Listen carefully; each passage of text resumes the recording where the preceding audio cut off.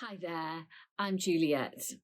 I'm Juliet Dawn. Many of you may know me as a singer and as a poet. And in fact, now an author, because I have put all those poems, well, not all, but most, into this book called Okay, Fine, So Maybe God Exists. It's a deeply experiential journey through pain, traumas, trials, tribulations. And not only is it emotive, but it's also challenging, inspirational, thought-provoking, healing. There is so much in this book to chew on.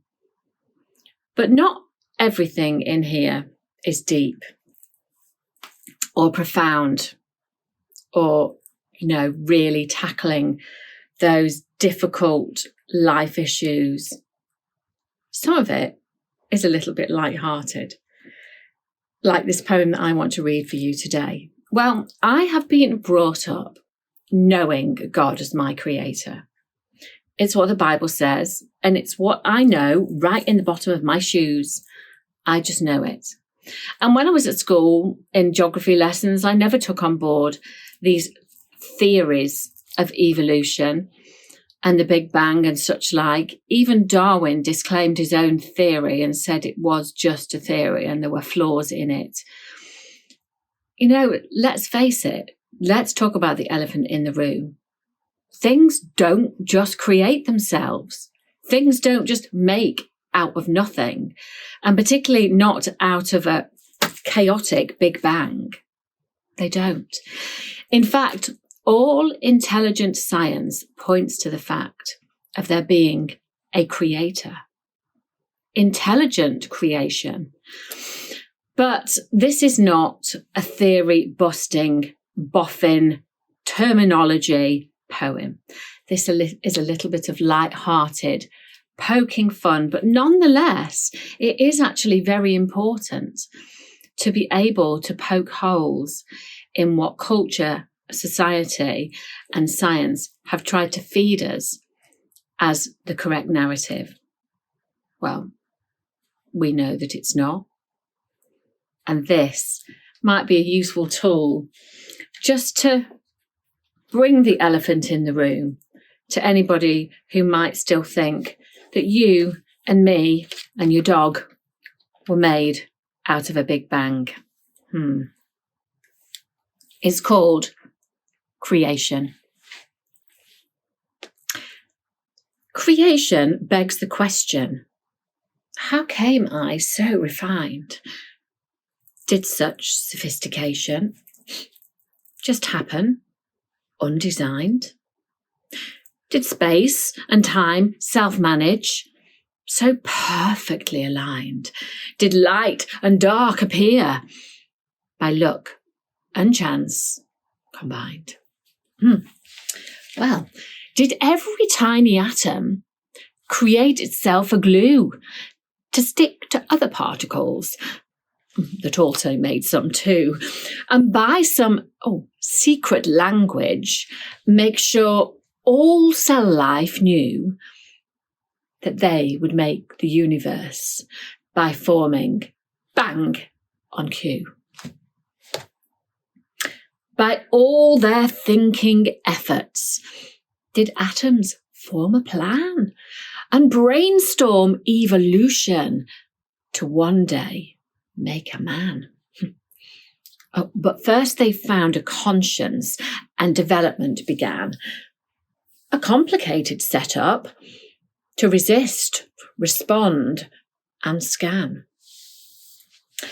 Did cell life form in structures with features quite unique and prototypes emerging as something rather sleek, with supercharged receptors, like ears, so to speak, and flexible and thinnish skin, so the contents wouldn't leak?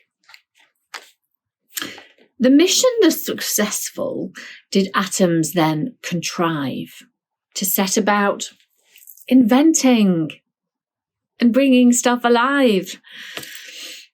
A billion different species not all that would survive, and climate, skies and weather, ensuring life would thrive. Some types were just made static, and some would move around. Some things would fly above them, and some go underground. Some life would walk the planets, to earth and sea be bound, but later they were modified, where several species drowned. Did then these new formations imagine greater scale? Well, things had to work in cycles if life was not to fail. So did they summon systems and all that would entail? Boy, things were getting tricky on this reproductive trail. Did clever little atoms become a world of stuff? Hot and cold and tepid, prickly, smooth and rough, vast and microscopic, fragile, porous, tough, from huge galactic stratospheres to belly button fluff. Creation had a crisis. Her thinking cells were beat. But if she hadn't self-invented, then she'd have to see defeat.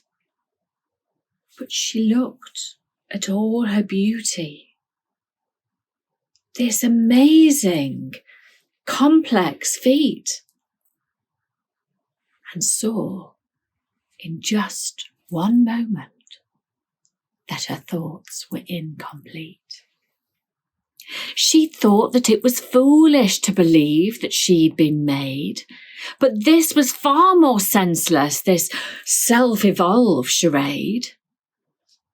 She mused and looked to heaven, and there she saw God's hand with soil beneath his fingernails, stretched out to tend the land.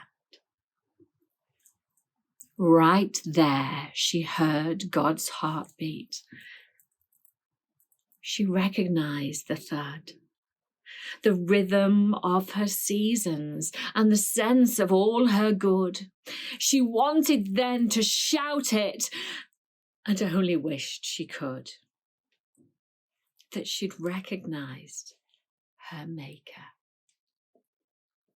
And she finally understood.